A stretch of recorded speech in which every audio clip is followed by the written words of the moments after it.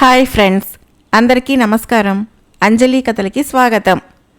కంచుకోట జానపద నవల 5వ భాగం విందాం.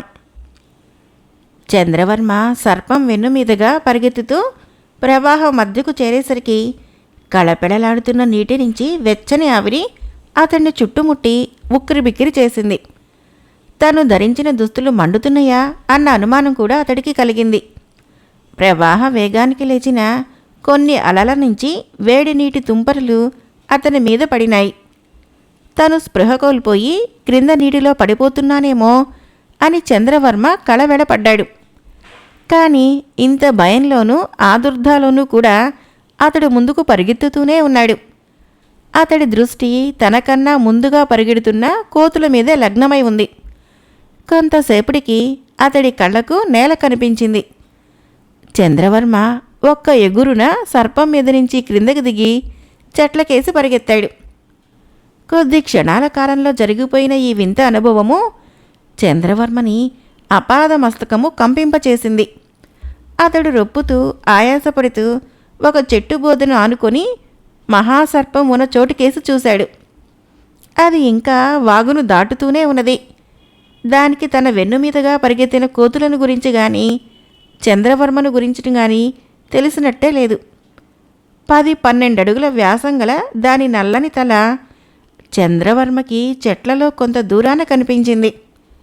ఎర్రగా నిప్పు కణికల్లా ఉన్న దాని 2 కళ్ళని చూసి చంద్రవర్మ వణికిపోయాడు. ఒకవేళ దాని దృష్టి తన మీద పడటం జరిగితే తను ప్రాణాలతో బయటపడటం అసంభవమని అతడు నిశ్చయించుకున్నాడు. కానీ అదృష్టవశాత్తు ఆ మహాసర్పము తన తలని చంద్రవర్మకేసి తిప్పలేదు. కొద్దిసేపటి తర్వాత దాని తల చెట్లలో మరుగున పడిపోయింది. శరీర భాగం మాత్రము మెల్లిమెల్లిగా ముందుకు జరుగుతున్నది. సర్పం దృష్టి ఇక తన మీద పడే అవకాశం లేదని తేల్చుకున్న తర్వాత చంద్రవర్మ ధైర్యంగా ముందుకు వచ్చి తాటి బొండులా ఉన్న దాని శరీరాన్ని పరీక్షగా చూడసాగాడు. దాని శరీరము నూనె పూసినట్లుగా నిగనిగలాడుతున్నది. శరీరానికి కవచంలా అరచేతి వెడల్పున పొలుసులు ఉన్నాయి. బహుశా తను కత్తితో బలంగా పొడిచిన కత్తి మొన వంకరపోవటం తప్ప సర్పం శరీరంలోకి అది దిగటం సాధ్యం కాదని అతడు తేల్చుకున్నాడు.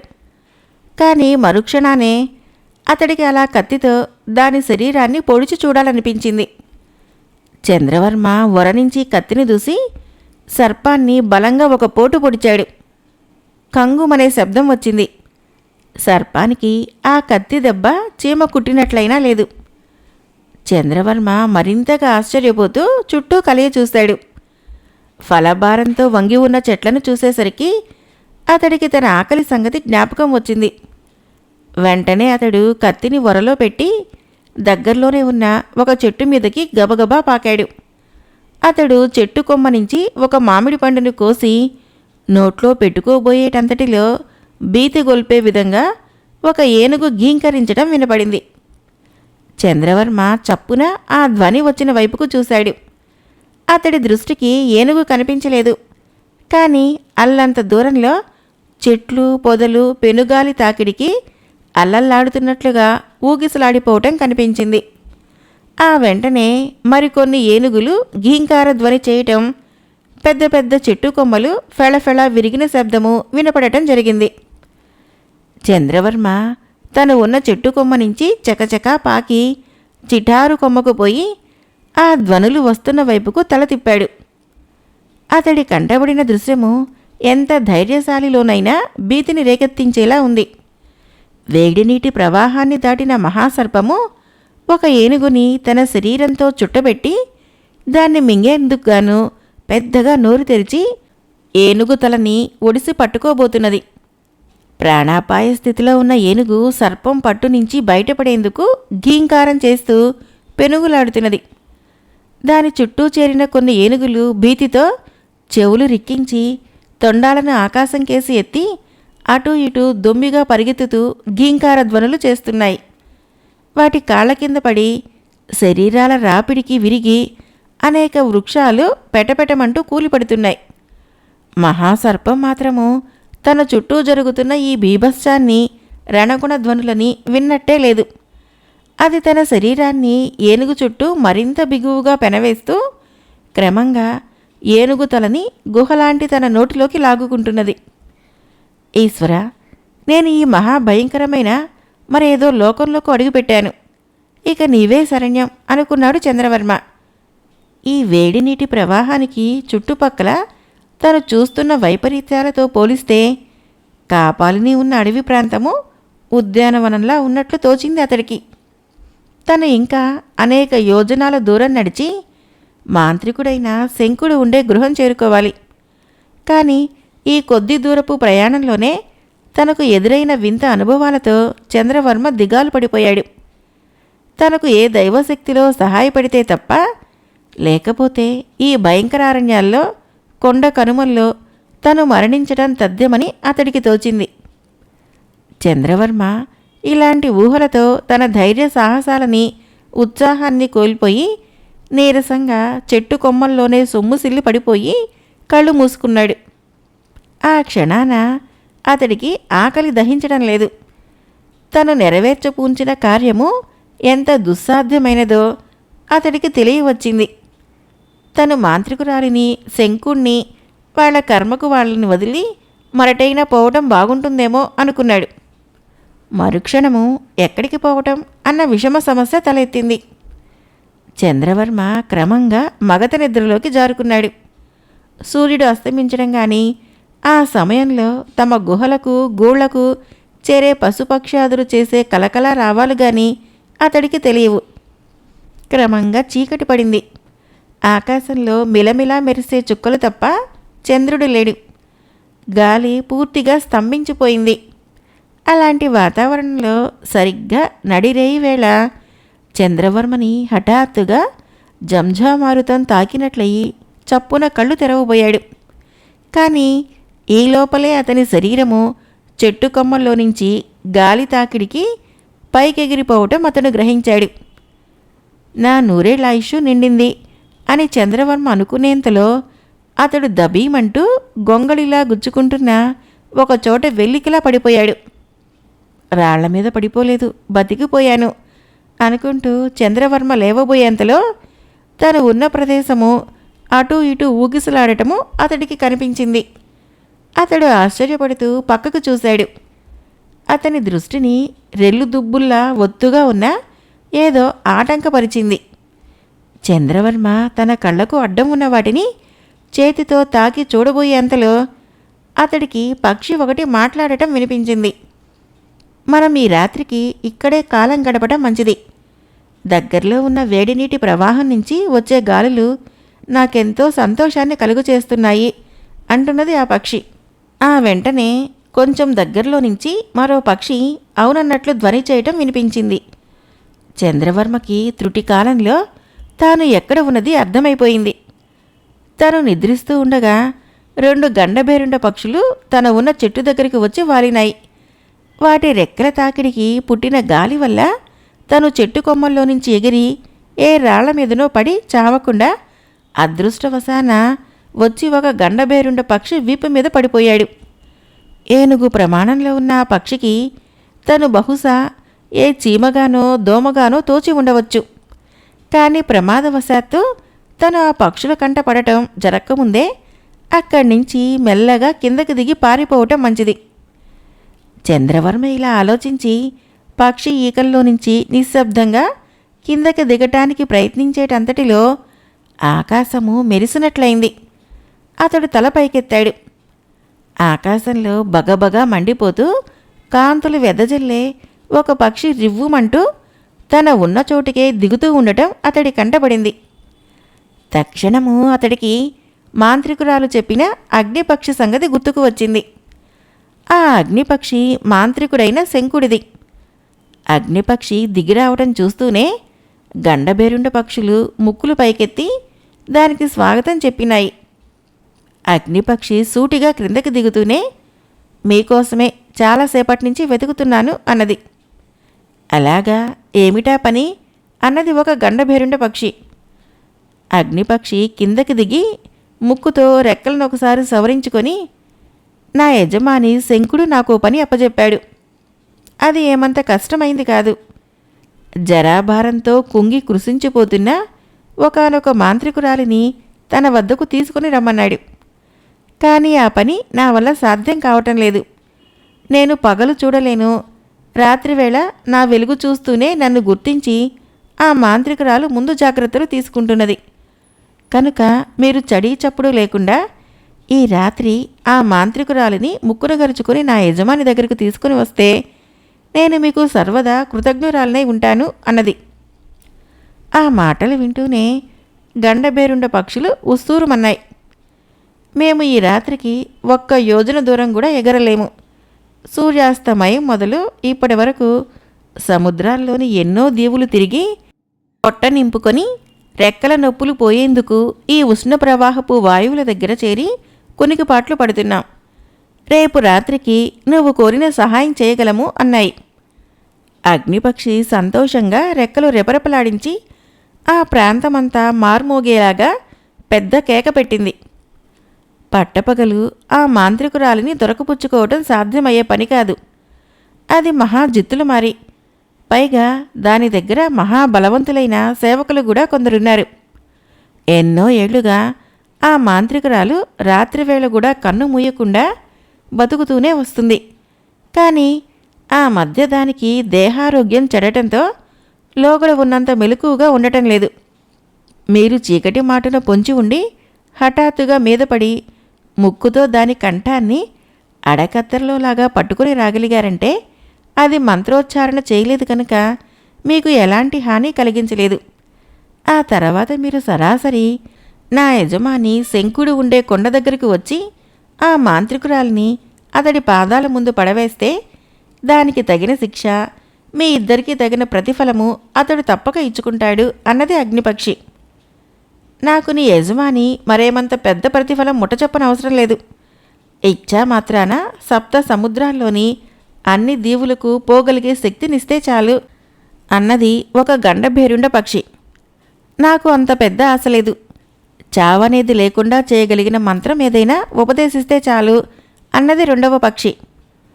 ఈ పిచ్చి పక్షులు 2 మాంత్రికుడైన శంకుణ్ణి దేవుడనుకుంటున్నట్టుంది అనుకొని చంద్రవర్మ నవ్వుకున్నాడు. గండబేరుండ పక్షులు అడిగిన దానికి అగ్నిపక్షి అవును కాదనకుండా తలాడించి, రేపు పగటివేళ నా నివాసానికి ఒకసారి రాగలరా? వీలైతే నా యజమానిని కూడా మీకు చూపెడతాను అన్నది. గండబేరుండ పక్షులు సరేనన్న సూచనగా తలలు ఆడించినాయి. మరుక్షణము అగ్నిపక్షి రివ్వుమంటూ ఆకాశంలోకి ఎగిరి మహావేగంతో ఉత్తర దిక్కుకేసి వెళ్ళిపోయింది. గండబేరుండ పక్షులు కొంచెంసేపు ఆ సంగతి ఈ సంగతి మాట్లాడుకొని ముక్కులను భూమికి ఆనించి నిద్రలోకి జారుకున్నాయి. అగ్నిపక్షి గండబేరుండ పక్షులతో జరిపిన సంభాషణ అంతా అతి శ్రద్ధగా విన్న చంద్రవర్మకి ఎక్కడలేని ఆనందము కలిగింది. కాలనాగు సహాయం వల్ల తను వింత వృక్షం నుంచి పండు కోసుకొని తినటం వలనే తనకీనాడు పక్షుల భాష తెలియడం సంభవించింది. అందువల్ల తను 100 యోజనాల దూరంలో ఉన్న శంకుడిని చేరటానికి కాలినడకన బయలుదేరి నానా ప్రమాదాలకు లోను కాకుండా ఈ గండబేరుండ పక్షి ఈకలలో దాక్కొని సునాయాసంగా అక్కడికి చేరుకోవచ్చు.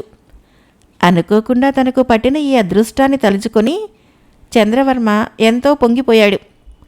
ఎప్పుడు తెల్లవారుతుందా, ఎప్పుడు గండబేరుండ పక్షులతో పాటు తాను కూడా 100 యోజనాల దూరం ఎగిరి శంకుడు ఉండే కొండ చూస్తానా అని అతడు ఆతృత పడసాగాడు. కాపాలిని చేజెక్కించుకునేందుకు శంకుడు ప్రయోగించనున్న కపటోపాయం తప్పక వమ్ము కాగలదని అతడు భావించాడు. కాపాలిని అంత అమాయకురాలు కాదు.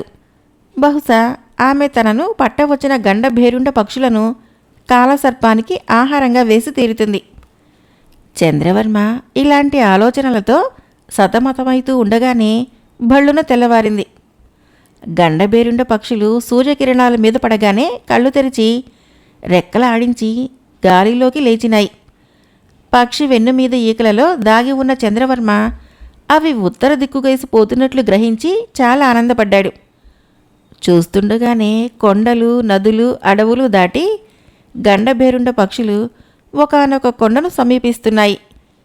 వాటి సంభాషణను బట్టి ఆ కొండ శంకుడు ఉండేదని చంద్రవర్మ గ్రహించాడు. హఠాత్తుగా చంద్రవర్మ దాగి ఉన్న గండబేరుండ పక్షి కిందకు చూసి రెండవ పక్షితో, మిత్రమా, ఈ సరస్సు చూసావా?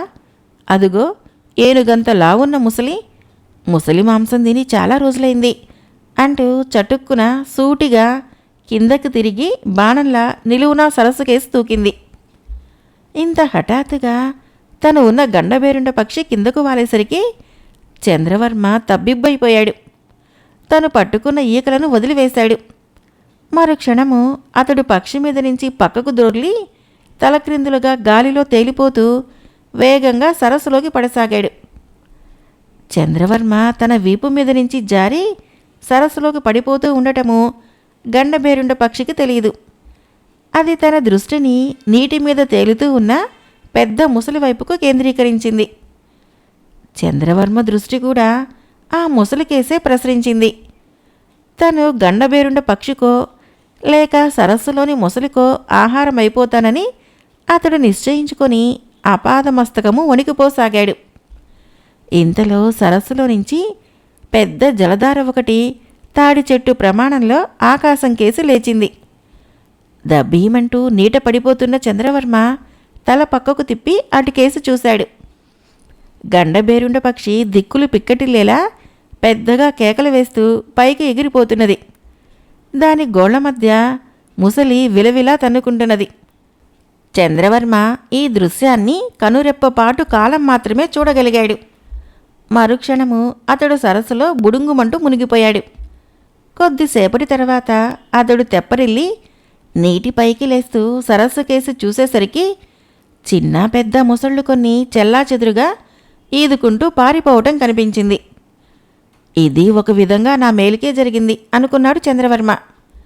గండబేరుండ పక్షులను చూసిన భయంతో ముసళ్ళు ఆ ప్రాంతాన్నించి పారిపోతున్నాయి. అలా కాకపోతే ఈసరికి అవి తనను చుట్టుముట్టి చెయ్యి, కాలు, తల ఒకటి దొరకబుచ్చుకొని తన శరీరాన్ని చిన్నాభిన్నం చేసి ఉండేయి. చంద్రవర్మ ప్రాణాపాయం నుంచి బయటపడ్డాననే ధైర్యంతో గబగబా ఈదుకుంటూ సరస్సు ఒడ్డుకేసి పోసాగాడు. ఆ సరస్సు ఒడ్డున గుబురుగా పెరిగిన చెట్లు ఉన్నాయి. ఒకసారి తను ఆ ప్రాంతాన్ని చేరుకుంటే మాంత్రికుడైన శంకుడి భృత్యుల కంటపడకుండా దాక్కోవచ్చునని అతడు భావించాడు. ఇంకా ఒడ్డు 20-30 గజాల దూరం ఉందనగా చంద్రవర్మకి అల్లంత దూరంలో నీరు అల్లకల్లోలం అవటం కనబడింది. ఆ వెంటనే పెద్దగా నోరు తెరిచిన ఒక ముసలి తోకతో నీటిని చిందరవందర చేస్తూ వేగంగా అతడికేసి రాసాగింది. చంద్రవర్మ ఒక్క త్రుటికాలం స్తంభించిపోయాడు. శరీరము రాయి కట్టినట్లు నీటి అడుగుకు గుంజుకుపోసాగింది. మరుక్షణము అతడు భయంతో కెవ్వుమని కేకపెట్టి ఎక్కడలేని సత్తువా తెచ్చుకొని ఒడిసెల నుంచి విసిరిన రాయిలాగా దూసుకుంటూ పోయి ఒడ్డు మీద పడ్డాడు. అతన్ని అప్పడం ముక్కలా నమిలి మింగదలిచిన ముసలి కొంచెం ఆలస్యంగా ఒడ్డుకు చేరింది. కానీ ఈ లోపలే చంద్రవర్మ నీటిలో నుంచి లేచి గుబురు చెట్లలోకి పరిగెత్తాడు. ముసలి అతడు పరిగెత్తిన వైపుకే కూరలు చాస్తూ కొంచెంసేపు చూసి నిరాశతో తలను నీట ముంచి ఈదుకుంటూ సరస్సు మధ్యకు వెళ్ళిపోయింది.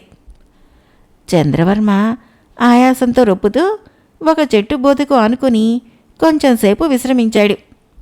తర్వాత అతడికి తన కత్తి సంగతి గుర్తుకు వచ్చింది. గండబేరుండ పక్షి మీద నుంచి సరస్సులోకి పడిపోయినప్పుడు తను దానిని పోగొట్టుకున్నానేమో అని అతడు భయపడ్డాడు. ఆ వెంటనే అతడు తన వరకేసి చూసుకున్నాడు. వర నుంచి కత్తి కొంచెము బయటకు వచ్చి ఉన్నది. చంద్రవర్మ కత్తిని బయటకు లాగి వరలో చేరిన నీటిని క్రింద పారబోసి తృప్తిగా కత్తిని తిరిగి వరలో పెట్టాడు. ఇంతవరకు నేను అదృష్టవంతుడే. 100 యోజనాల దూరము మార్గ ప్రయాస లేకుండా అధిగమించగలిగాను.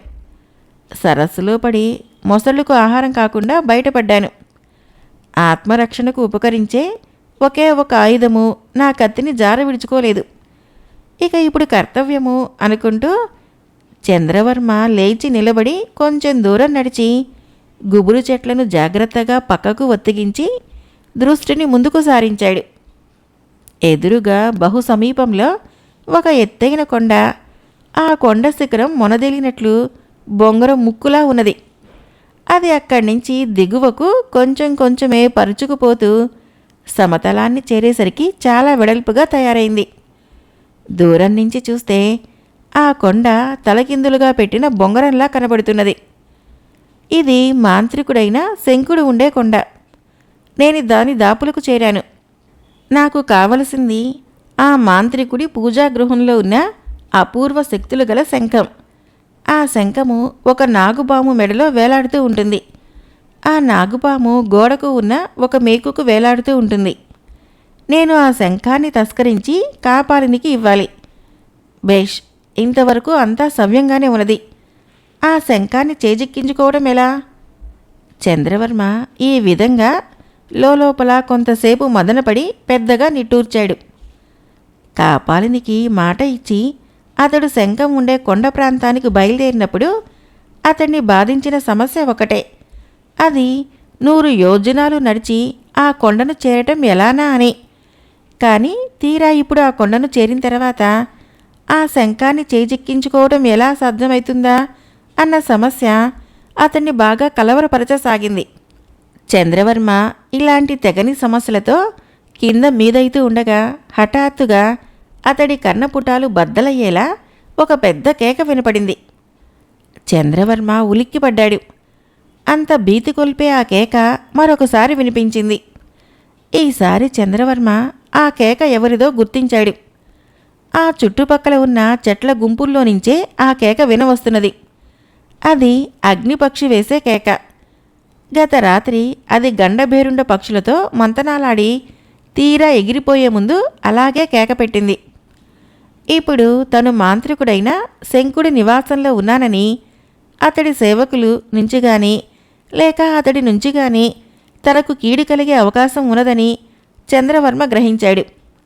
ఆ వెంటనే అతడికి అగ్నిపక్షికి పగటివేళ కళ్ళు కనపడవన్న సంగతి గుర్తుకు వచ్చింది. అందువల్ల తనకు దాని నుంచి ప్రమాదం వచ్చే అవకాశం లేదు. కానీ శంకుడి ఇతర వృత్తుల మాటేమిటి? చంద్రవర్మ ఇలాంటి భయాలతో కొంచెంసేపు బాధపడి చివరకు మొండి ధైర్యం తెచ్చుకున్నాడు. తను తగిన జాగరూకతో ఉండటం తప్ప ఎప్పుడూ రానున్న ప్రమాదాన్ని గురించి ఇప్పటి నుంచే దిగులు పడటం వృధా అని తేల్చుకున్నాడు. ఆ వెంటనే అతడి మనసులో ఎక్కడలేని ధీమా, శరీరంలో ఎక్కడలేని సత్తువ పరవళ్ళు తీసింది. చంద్రవర్మ తను ఉన్న తోటలో అక్కడా ఇక్కడా వెతికి తనకు నచ్చిన పండ్లు ఫలాలు కోసుకొని తిని సరస్సులోకి ప్రవహిస్తున్న ఒక సెలయేటిలో తియ్యటి నీరు తాగాడు. ఆ తర్వాత అతడు గుబురుగా ఉన్న ఒక చెట్టు మీదకు ఎక్కి ఆ కొమ్మల రెమ్మల చాటున తృప్తిగా పడుకొని ఎప్పుడు చీకటి పడుతుందా అని ఆదుర్దాగా ఎదురు చూడసాగాడు. చీకటి పడిన తర్వాత మాత్రమే తను శంకుడు ఉండే కొండ ఎక్కడం క్షేమకరమని అతడు నిర్ణయించుకున్నాడు. ప్రయాణ బడలిక వలన, మితిలేని ఆదుర్దా వలన చంద్రవర్మకు కొద్దిసేపటికే చెట్టు కొమ్మల్లో నిద్ర పట్టిపోయింది. సూర్యుడు ఆకాశం మధ్యకు వచ్చినప్పుడు కూడా ఒత్తుగా ఉన్న చెట్టు ఆకులు చాటున ఉండటం వలన అతడి మీద ఎండపొడ పడలేదు. ఆ కారణం వల్ల సూర్యాస్తమయమై క్రమంగా చీకటి కమ్ముకున్నా అతడు ఇంకా మైమరిచి నిద్రపోతూనే ఉన్నాడు. హఠాత్తుగా ఒక రాత్రివేళ చంద్రవర్మ ఉలిక్కిపడి కళ్ళు తెరిచి చూశాడు. చుట్టూ కటిక చీకటి. సమీపంలోని సరస్సు నుంచి చిన్న చిన్న ధ్వనులు వినిపిస్తున్నాయి. గాలి తాకిడికి తోటలోని చెట్ల కొమ్మలు ఒకదానికొకటి ఒరుసుకొని కిర్రుకిర్రుమంటూ శబ్దాలు వస్తున్నాయి. ఎక్కడా మనుష్య సంచారం లేదు. బాగా పొద్దుపోయినట్లున్నది. ఇదే మంచి అదను. కొండ ఎక్కి శంకుడి మంత్రగృహం సంగతేమిటో తేల్చుకుంటాను అనుకుంటూ చంద్రవర్మ చెట్టు మీద నుంచి దిగి ఒక్కసారి ఒళ్ళు విరుచుకొని వరలోని కత్తికేసి ఓ మారు చూసుకుని బయలుదేరాడు. చంద్రవర్మ చీకటిలో నేల బారుగా ఉన్న చెట్ల కొమ్మలను, చిన్న చిన్న పొదలను జాగ్రత్తగా తప్పుకుంటూ కొండకేసి కొంత దూరం నడిచాడు. అతడి కళ్ళు ఆ గాఢాంధకారంలో అగ్నిపక్షి కోసం వెతుకుతున్నాయి. తనకు ముందుగా రానున్న ప్రమాదము దాని నుంచే అని అతడికెందుకనో అనుమానంగా ఉన్నది.